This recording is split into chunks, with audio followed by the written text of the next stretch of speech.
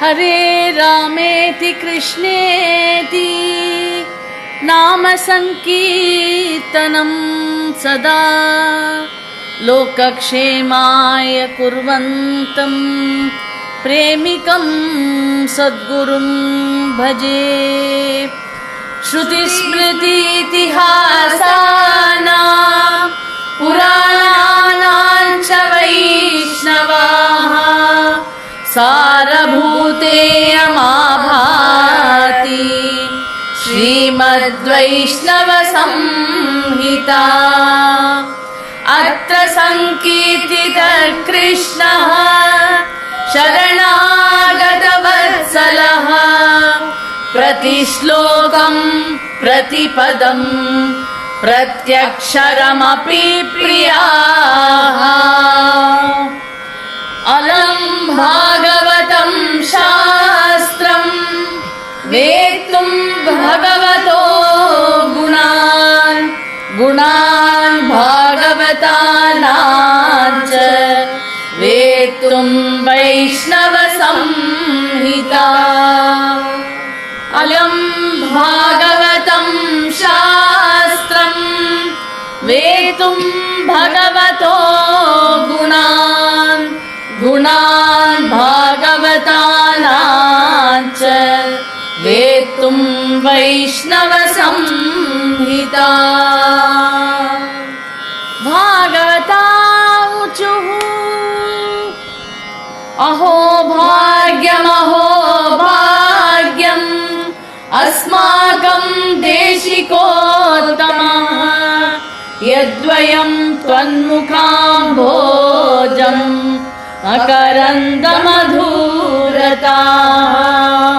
पादच्छायामुपाश्रित्य तवैवाचार्य सत्तमा सुखं जीवाम भुवने पीत्वा कृष्णकथामृतम्।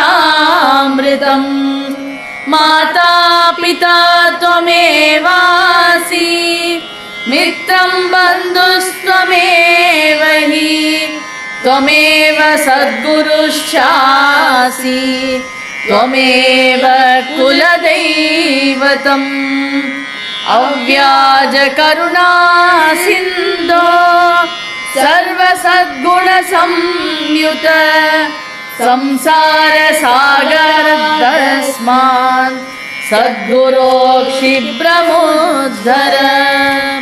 साक्षात् कृष्णस्त्वमेवासि गुरुरूपेण दृश्यसे जगदुद्धारणाय त्वं चरस्येवं महीतले।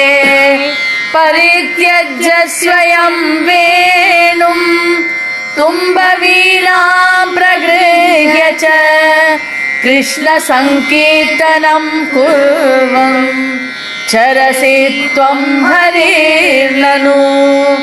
यथा कृष्णेन गोपाला यथा रामेण वानराः तथा वयं त्वया सार्धं सञ्चराम महीतले।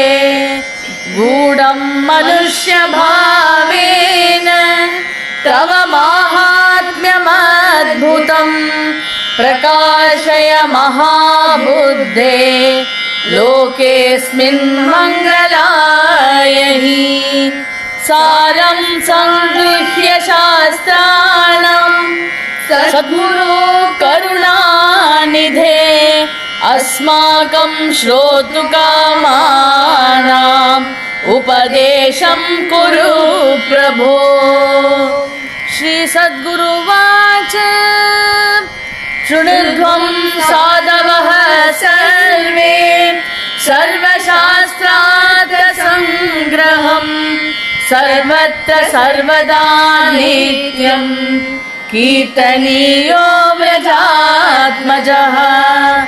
श्रीकृष्णात् परमं दैवं शास्त्रेषु न हि दृश्यते आलोड्य सर्वशास्त्राणि सत्यमेव वदामि। वदाम्यहम् न योगेन न साङ्ख्येन न च श्रौतेन कर्मणा भगवान् भक्तभावज्ञा भक्त्या तुष्यति केवलम् सन्त्यज्य संशयं सर्वं भक्तिमान् दृढनिश्चयः कृष्ण संकीर्तनं कुर्वात् किं वृथा शास्त्रचर्चया आलोड्य सर्वशास्त्राणि विचार्य च पुनः पुनः इदमेकं सुनिष्पन्नं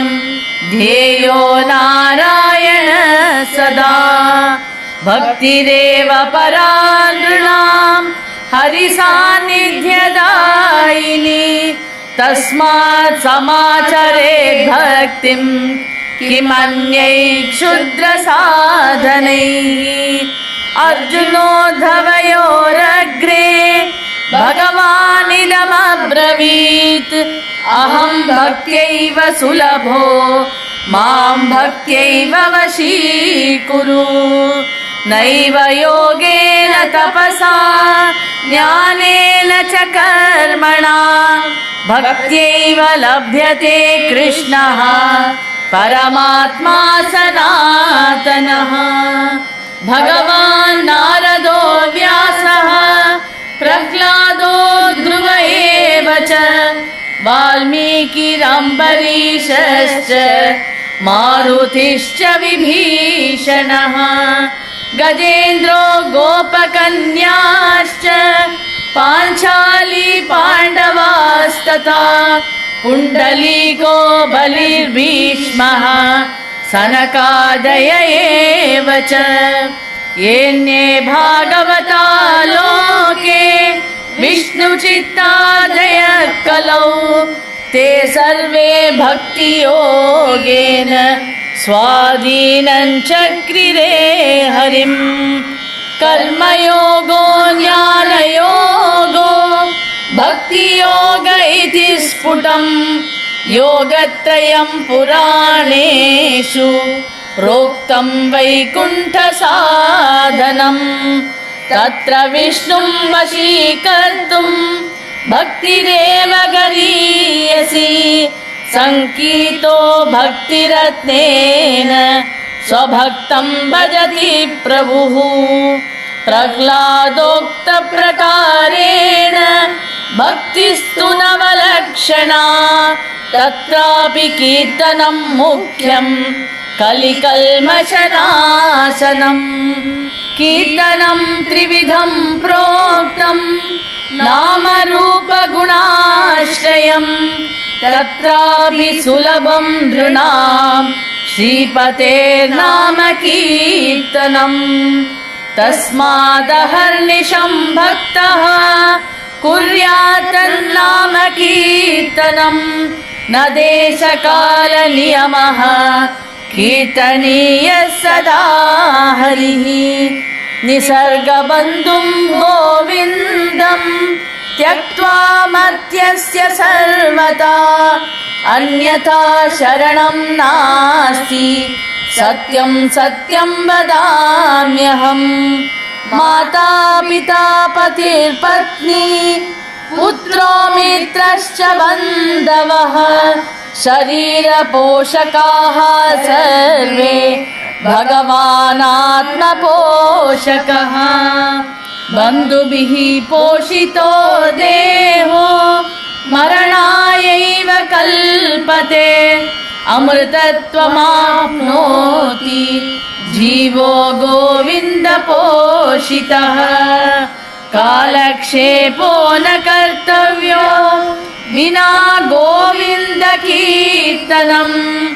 अन्तकाले विना कृष्णम् अभयं कः प्रदास्यति कालक्षेपो न कर्तव्यो विना गोविन्दकीर्तनम् अन्तकाले विना कृष्णम् अभयं कः प्रदास्यति भागवता ऊचुः नमस्ते गुरुराजेन्द्र नमस्ते शिष्यवत्सल नमस्ते वैष्णवश्रेष्ठ नमस्ते कृष्णरूपिणे लोकवेदविमुक्तेभ्यो वैष्णवेभ्यो नमो नमः माहात्म्यं हरिदासानां ये शृण्वन्ति पठन्ति च।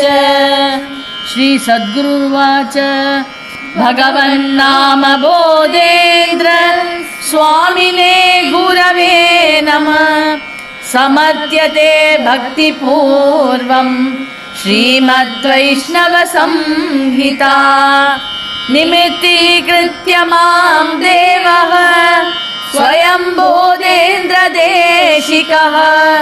कारयन् संहितामेनां सुप्रीतो भवति प्रभुः क्वाहं मन्दमतिर्दीनः क्वेयं वैष्णव संहिता विना गुरुप्रसादेन मयेयं कथ्यते कथम् इति श्रीकृष्णप्रेमी प्रणीतायां श्रीवैष्णवसंहितायां दशमभागे गुरुगीता नाम 12 अध्यायः।